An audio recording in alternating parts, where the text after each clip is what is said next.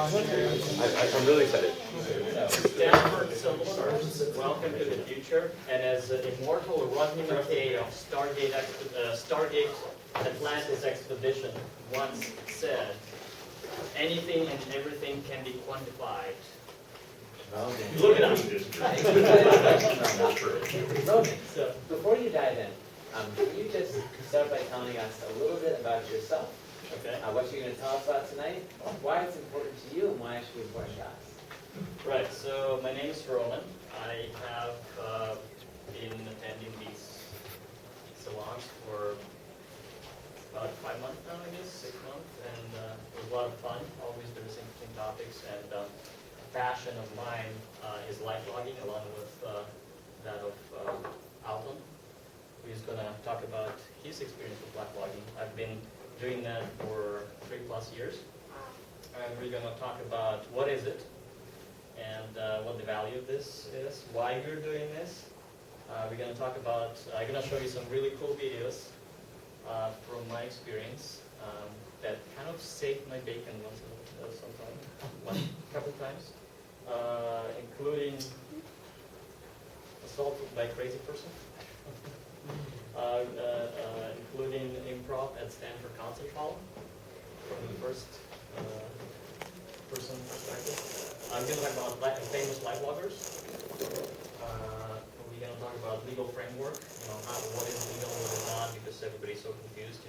Can you actually legally report somebody? It's not as bad as people will tell you that are afraid of cameras. Even in California, it's actually legal to report as long as it's out in the open, in public space. So we're going to talk about the future. And you're going to finally talk about how to find stuff. You have all this data coming in, and you don't want to be in the middle of, piles of digital folders and files and not able to find what you're looking for. So we're going to give you one solution to that problem, at least the one that works for me. And then Alton is going to step in and talk about, what are you going to talk about? Here's Alton. I'll see it. Okay, so he's going to talk about his experience and kind of how self-improvement, I guess, right, in general, how you can use lifelogging to self-improve. So lifelogging in a very general sense is a sort of combination of quantified self, video recording, audio recording, basically getting a bunch of sensors and streaming data from those sensors into one place with hopes that it would give you an insight about your personality, about your life, about your health, basically collecting as much data as possible about your life in hopes that it will be used specifically for self-improvement, for memory augmentation, maybe in the future, very long-term future, creating a digital copy of yourself. That's what we call mindfile. Once you have the mind, what's the other? Mindfile and mindware. Once you have the mindware, that's the software that would run, that you would upload the mindfile into, and you would create a digital copy of yourself. Watch the movie Transcendence, that kind of plays on that same idea, re-upload your consciousness. Yeah, so let's dive in and let me show you a couple of videos. Hopefully this works. So why are we, so just to be clear, lifelogging is not recording, typically it's just recording video and audio. That's what I'm doing right now, but that's just one part of it. Lifelogging is getting your health data, getting taking picture of where you are, your GPS tracks, anything that pertains to your life is really this big umbrella. Quantified self is a part of lifelogging, in my understanding. Okay, so let's look at some of the. So why do we need lifelogging? So of course, if we didn't have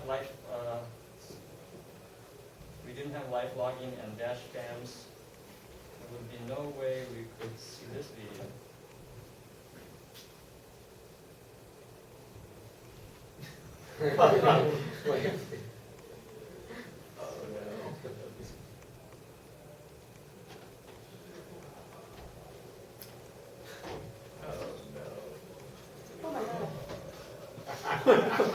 No cows were damaged in the making of this video.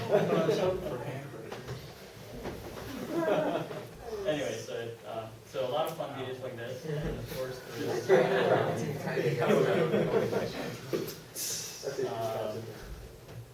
there's more important stuff as well that you can capture, like this, for example.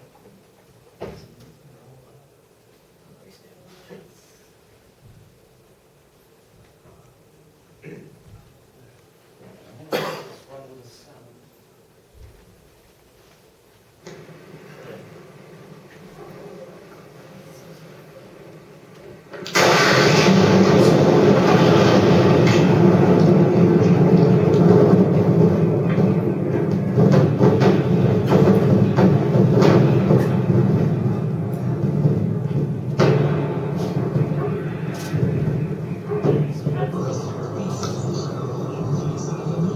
You probably see it. Okay, let's see what else we got. Yes, insurance scam, my favorite.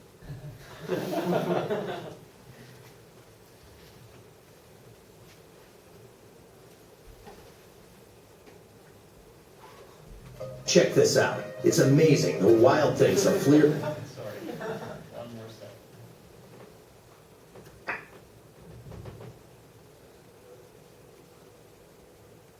Okay, this must have been somewhere in Germany.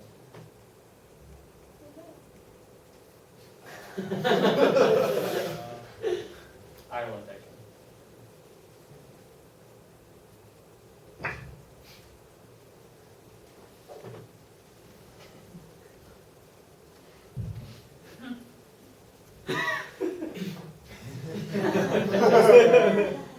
That's your key.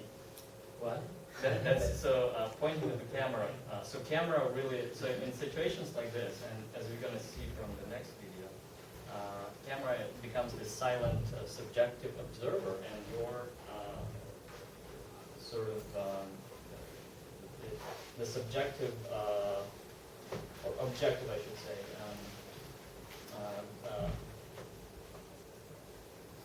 A person or objective viewer of that situation that is going to tell exactly what happened, not what's. So in this situation, the driver in front was trying to scam the driver behind. Right. And so the camera proved that there was malicious intent going on. Right. How did you try to scam them? Okay. Well, he's right short, hoping that would work, it didn't, and then back. Okay. Well, so Yes. the person who's in back is always at fault. Yeah. That's like the bottom, I think. Yeah. Yeah, and you see that I didn't show you the end, but basically the whole scam fell apart as soon as the guy pointed to the camera. You know, they quickly went back. Like, you can watch it later. When they quickly got back in the car and drove away. Wow. So from my own experience, it saved me the dash cam and kind of life logging, time logging saved me from a couple parking tickets, saved me from a few supermarket overcharges, and even saved me, actually even got me a business card from a police officer up in Marin. So this, Can you show me the video? yeah, I think, let's see if it works. You have the I think dash you- highlighted. Just want to uncap Yeah. it. Yeah, There's a dash. Oh. oh, sorry.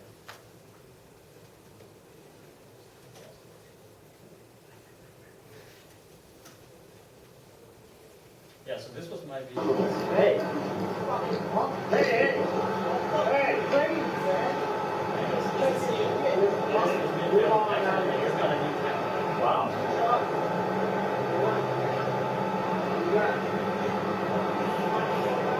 That's the first one. Anyway, so it was up in San Rafael at a bus station. Took a bus to Oakland Airport, and within minutes, a police officer shows up and says, "Oh, we saw there's some sort of disturbance. Would you guys testify? We know this guy is. We want to bring him back to the insane asylum. Would you testify?" And I said, "Well, I can do one better. Let me send you a link." So yeah, he gave me the start, and I'm not sure what happened then. Okay, of of course, there's a lot of sentimental value. So this was my first trip to Hawaii, and as you walk,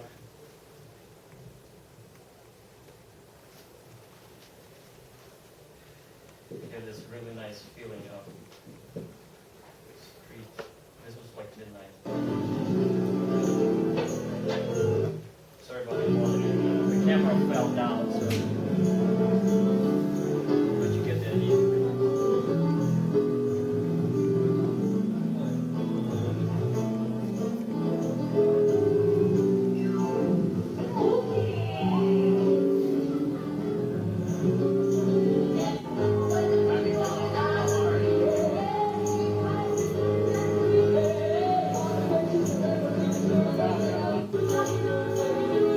Actually, this is not the sun hour.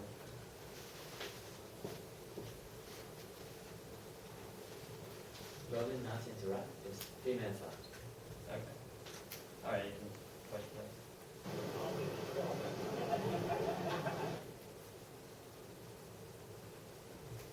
Okay. There's a bunch of other things like this where that sort of gives you the sentimental value.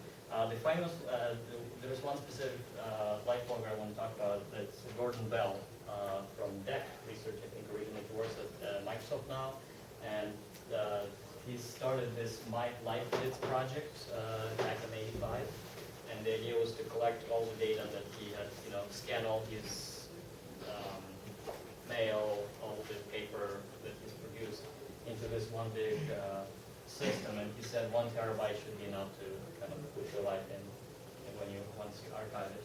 And there's a bunch of links I can show you. I can send it to you on via Facebook group.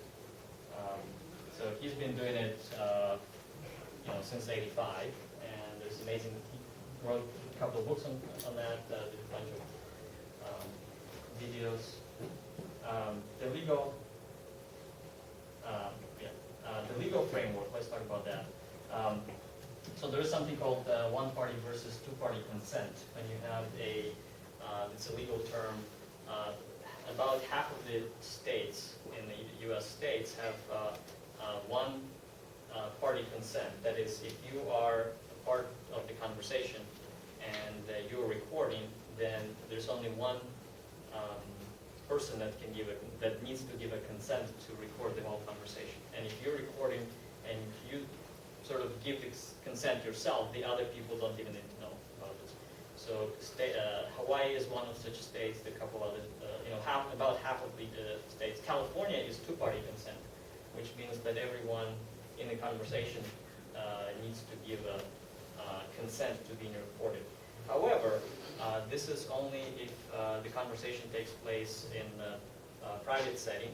If it is, so this is wiretapping law, wiretapping act. If it's a public space, public location where you can, there's a chance that you could be overheard by a third party, then the wiretapping law does not apply. So you can, as long as it's, yes. Is this a public setting or a private? It is, yes. Consent. So where's the boundary between, like, if there were like 5 people here? Well, it's a good question. Whereas, private is probably your own property, as your own. But I go like my friend's property. Wait, for- guys, so But we didn't talk about this is that. going to be an excellent discussion, but we want to be conscious, one, of giving Alton also time to talk, and two, if you have these questions, you should definitely find one afterwards and ask them. Thank you. Thank you. Cool. That's a good point. So, my last thing I'm going to talk is future, the mindfile. Lifenow is still it's a website where you can upload that stuff, that all your pictures, I think they're still up. It was a big deal a couple of years ago. And they said once we have the mindware file, mindware software that basically combines all this, we should be able to create a digital copy. So that potentially could be used for A digital copy of what? of your personality. So you can look up Life Now. how to find stuff is my last point. And it's important to do time logging. This is what I do. This is my day-to-day. And the way it works is all my videos and pictures are timestamped, so I can very easily go back to, so I can search, for example, let's look when I first met Alton. Let's search for Alton. And and the system will tell you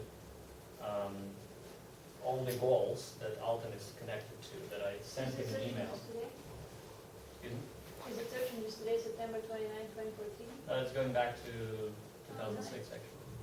So those are all the goals. So I see, okay, housewarming, potluck. I sent him an email. This was an email that I sent. Whoa. Back in 2012. And I can look at statistics that he made. And this tells me when I was spending time working on this goal, that is attending this party. And that was 10 years out, 2012, and I could go back and find that.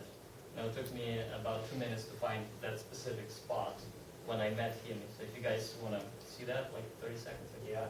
Yes. Okay. How do you take it? How do you tag the moments and like how much time does it take to?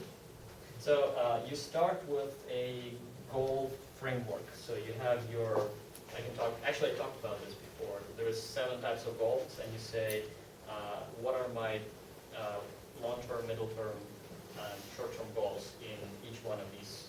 Like, what are my health goals, community goals, and so on and so forth. So this would be one of my community goals, attending the Salon. And I set that as a goal. Goal is, there's a goal tree, which is a hierarchy of, trees and hierarchy of goals, and then you say, work on this goal, and then time logs when you spend time on that goal. So let's look at Alton from 2012. Let's see if I have that. Yeah, here we go. So I apologize for any possible weirdness that you will see. I haven't proof checked, but I think it should be fine. Fine. This is the best I could find. I did a lot of research. So it tracks temperature,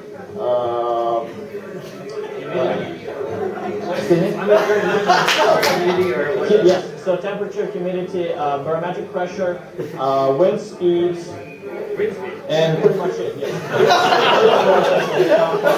The thing about this is that there is a data port here, infrared data port, so you can sync all the data to a computer. So you have it on all the time. It takes, it records all these. Yeah. I have no Yeah. So you're just waiting about how can the teams be managed. So how do you decide Anyway, thank you. That's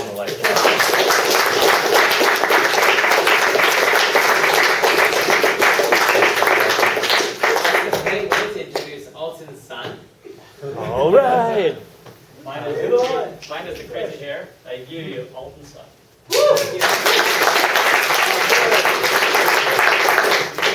Okay, excellent. So, as you can see, first here, I've been doing lifelogging since like 8 years. Audio for 8 years, and video since the end of 2012. Can we go back to the top?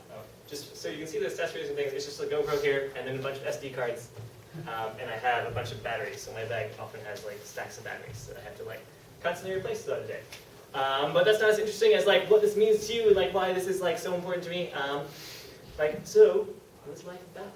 I think life is largely about having like really rich, really intense experiences like this, and like having smoke in your eyes and like being blind. Anyway, so that's one example. And so also, scroll down again here. Life's about having like really rich, wonderful experiences with other interesting people in really awesome locations. So this is like climbing into the underground tunnels in Palo Alto. And some way to capture that is this. Can you scroll back up because I need to see the words, which are my prompts on here. And so another reason why I lifelog is from my memory condition. So I've discovered, unfortunately, that I have a memory condition where I cannot remember things with perfect clarity years down the road. And so this helps me.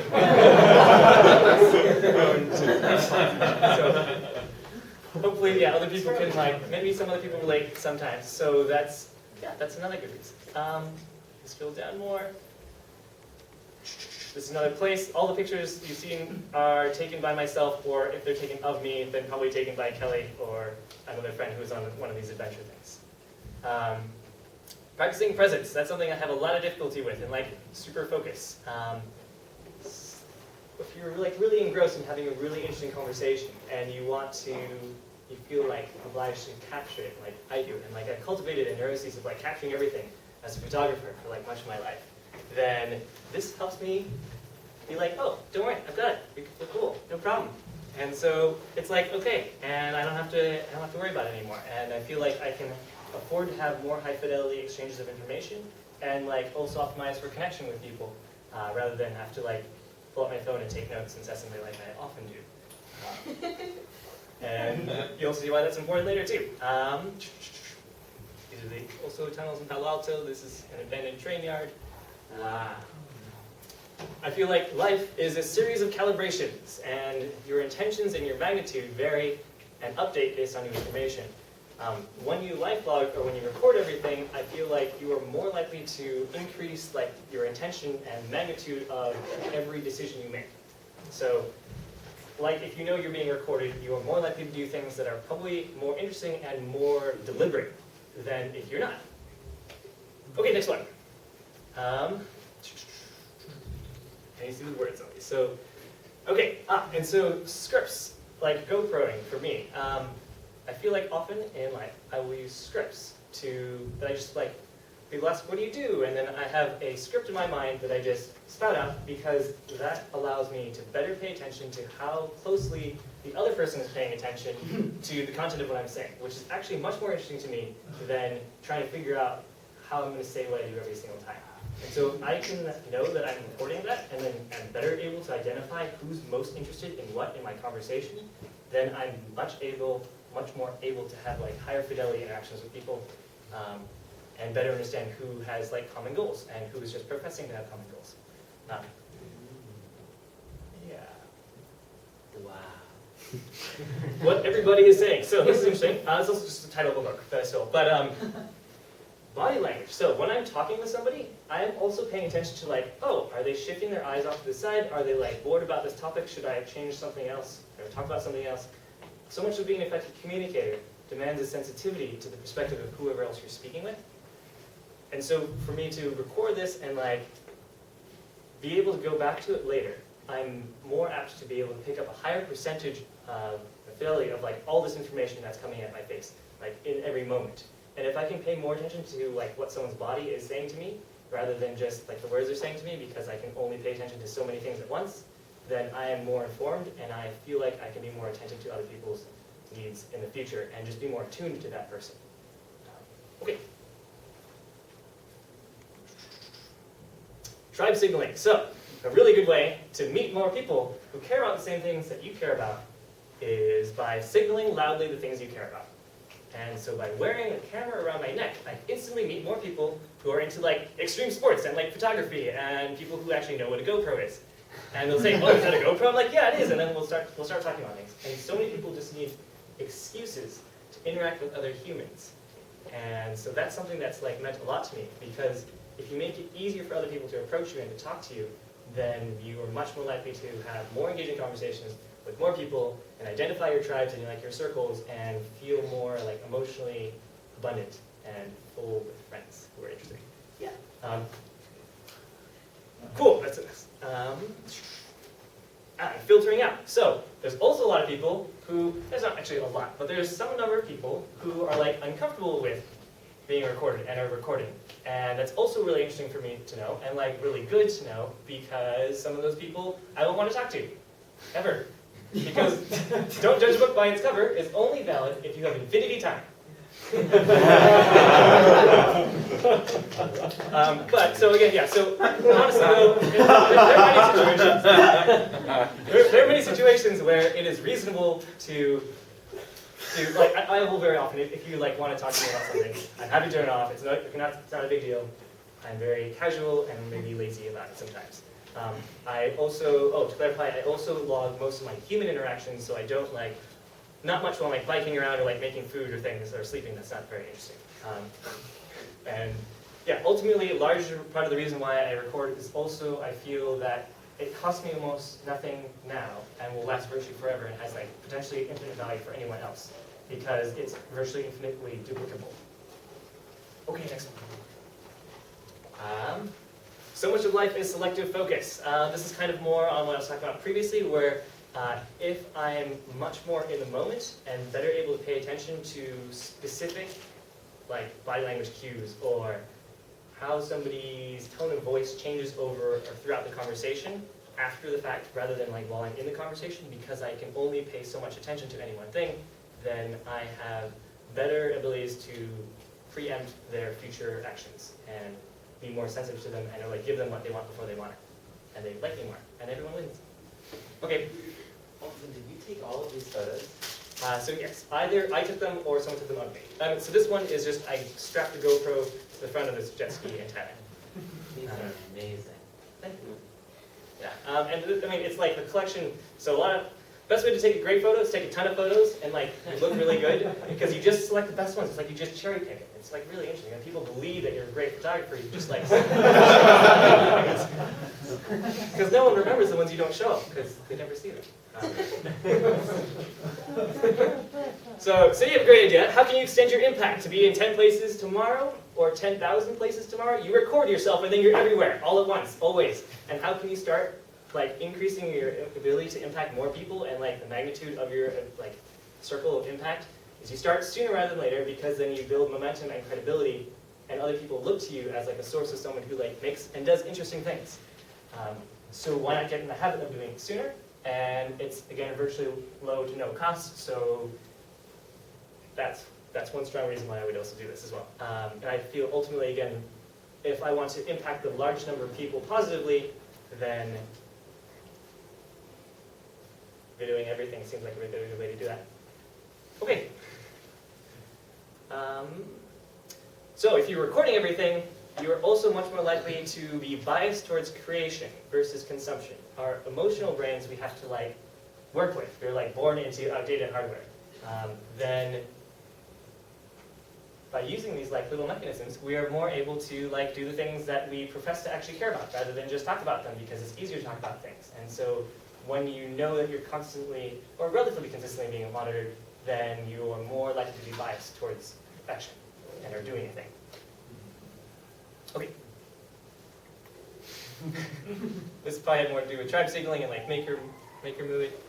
Actually scroll so the words are at the top. I don't know if you do that. This is actually not far from here, you guys. So rational fluency, we have to work within the emotional confines of like our minds, which is again relatively outdated hardware for like what we actually want and our software is capable of. I feel so. How can we do that? By I think I get a much more objective perspective on my interactions with other people. If I'm like, oh wow, you really updated my beliefs on something, how can I go back and then see what the things I was saying was prior to me updating my beliefs, so I can better understand how to be empathetic to my past self or other people who have patterns that are like mine. So I can update their beliefs if I perceive them to be outdated at the time. And so it's like, again, your brain's just a pattern matching machine. You can just pattern match and then like articulate better how they can get to where you are now. Okay, I think we're nearing the end. What is? Comfort zone expansion. So you are more likely again to like do things that will make you slightly uncomfortable with, like with yourself, because you are more interested in. We just like to comment. Whoa, who is this? Interesting. I've never seen this. Okay,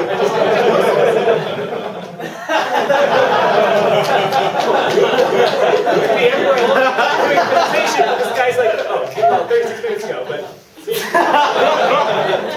this is it, but everything you post online. I guess this guy didn't know I was actually giving a talk about it. But cool. So yeah, you have to expansion. You liked it, right? I don't know if it's him, but so I didn't promote this at all. I actually just sent this to her. Anyway, so and I don't know who this person is. So great. You're more likely to do things at the extremities of your comfort zone, and I think those are often the things that are most worth doing, are the things that make you uncomfortable. And so if that biases me more towards doing that, then awesome. And less than 3% is probably the amount of data and like amount of this presentation that you will remember. It's a hard. Even at the end of it. And like tomorrow, you'll probably remember like even less than 1% of it. I'll move the 100%. And with this, you'll remember all of it. All right. Yeah, and I have to talk afterwards about it. If you guys want to try it for a day or two, I have extra GoPros that I like put around people's necks if you want to do that. Wow. Do you have a video of the first time you met Roman? So I do. My system is no organization. So my hard disk drive, it's just a stack of hard disk drives that are just sitting there. I just didn't organize them. I just dump them all every day. I just put them all on my hard drives and they just sit there. Unfortunately, it keeps me tethered to like a computer. I have to go to a computer every 3 days for like 3 hours to unload data footage. All right, guys. So let's give Alton a huge round of applause.